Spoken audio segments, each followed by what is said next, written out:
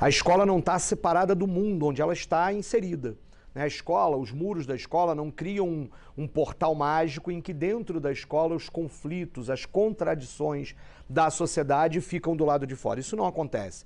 É claro que eu, como professor há mais de 20 anos, quando fechava a porta da minha sala, porque hoje eu estou licenciado para o exercício do cargo de deputado, era sempre importante que a gente fizesse daquele ambiente um ambiente importante, um ambiente diferente, um ambiente de acolhimento. Porque escola é lugar de vida.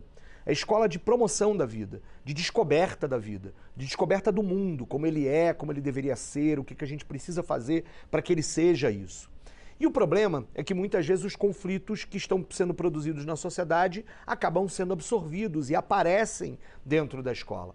A grande questão, portanto, é como é que a escola dá respostas a estes processos conflituosos da sociedade.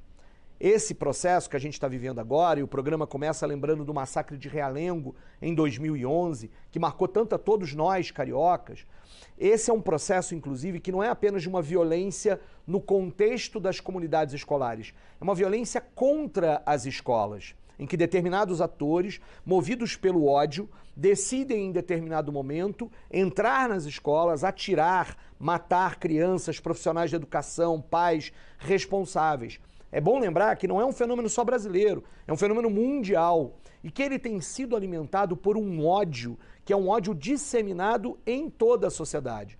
E, portanto, de um lado, a gente precisa entender que este ódio disseminado na sociedade precisa ser combatido com a prática e a produção de uma sociedade que é tolerância, que é diversidade, né? Uma sociedade tolerante, uma sociedade que entende a perspectiva da diversidade, do acolhimento, que acolhe o jovem que porventura esteja sendo submetido a esses discursos de ódio e demonstra algum apreço por esses mesmos discursos, que lida com o bullying, que lida com a misoginia.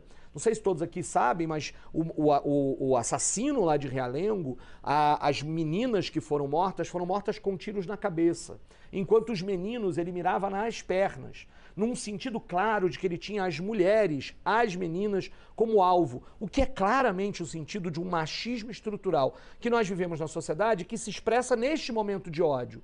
Esse tipo de elemento ele está sendo estudado em vários lugares do mundo, ou seja, é um ódio que não aceita a diversidade, é um ódio dos chamados incels, né, que são jovens que se sentem excluídos da sociedade e vão internalizando um conteúdo de ódio muito forte, isso acaba desabando nesse ato absurdo, sobre qualquer ponto de vista, que é entrar numa escola com uma faca, com um revólver, com uma arma, e isso matar uma criança que está lá, e um trabalhador, muitas vezes, né, que está lá para ensinar. Esse nosso elemento, portanto, de um lado, combater o discurso de ódio, de outro lado, dotar as escolas de estrutura suficiente para lidar com os conflitos que aparecem e lidar com estas situações, são os dois pilares que, na minha opinião, devem ser prioritários para nós. Nesse sentido, e assim eu finalizo essa minha primeira introdução, acho que, por exemplo, uma legislação que já existe no Brasil desde 2019, que determina que todos os municípios e estados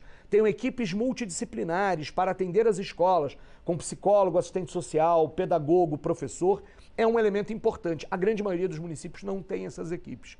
E isso é um elemento de lidar com a prevenção e de lidar com o problema, o caos, o drama, quando ele acontece.